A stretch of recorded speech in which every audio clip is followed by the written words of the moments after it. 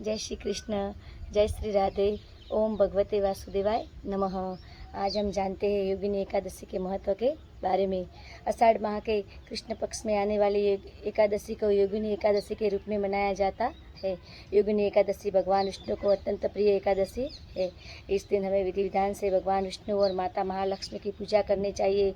उनके सामने दीप धूप और नैवेद्य रखना चाहिए। भगवान को भोग लगाना चाहिए और भगवान विष्णु को समर्पित योगिनी एकादशी के दिन उनकी कथा भी सुननी चाहिए, जो इस प्रकार से है। एक बार अलकापुरी नाम का एक नगर था।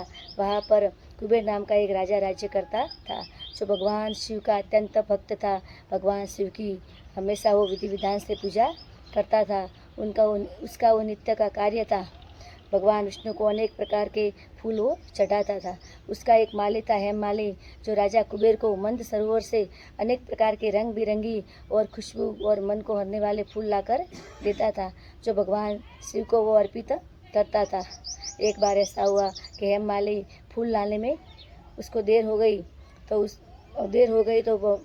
राजा कुबेर की पूजा में विघ्न आ गया। तो उसने क्रोधित होकर हेममाली को श्राप दे दिया कि तुम्हारे कारण आज मेरी पूजा में विलंब हो गया है।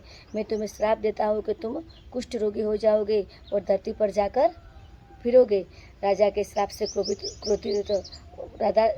श्राप से दुखी और भयभीत होकर हेममाली धरती पर जा गिरा और कुष्ठ रोगी होकर पहाड़ों और कंदराओं में घूमने लगा। एक बार रोते बिलखते घूम रहा था तो उसको मार्केट ऋषि मिले।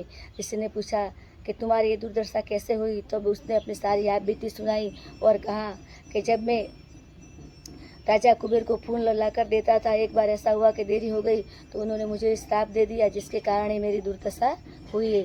तो राजा ने कहा कि तुम्हारी ये दुर्दशा का कारण मैं समझ गया हूँ। तुम आषाढ़ माह के कृष्ण पक्ष में आने वाली योगिनी एकादशी का व्रत करो। भगवान विष्णु और माता महालक्ष्मी की विधि विधान से पूजा करो तो तुम्हारे सारे रोग और कष्ट दूर हो जाएंगे, जिसके कारण तुम्हारे सारे पाप भी नष्ट हो जाएंगे। ऋषि मार्केट के कहने पर हेममाली ने आषाढ़ माह के कृष्ण पक्ष में आने वाली योगिनी एकादशी का व्रत किया, जिसके कारण उसका सारा कुष्ठ रोग समाप्त हो गया और उसको स्वर्ग की प्राप्ति हो गई। सभी मनुष्य को पवित्र और कल्याण करने वाली योगिनी एकादशी का व्रत अवश्य करना चाहिए। योगिनी एकादशी भगवान विष्णु को समर्पित है, उसका ध्यान करना चाहिए। जो एकादशी व्रत करने में असमर्थ है, उनको एकादशी के दिन पूरे दिन भगवान विष्णु के नाम जप करना चाहिए और भगवत चिंतन करना चाहिए, तो भी एकादशी के पुण्य फल की प्राप्ति हो सकती है। आप सभी को योगिनी एकादशी की बहुत बहुत शुभकामनाएं।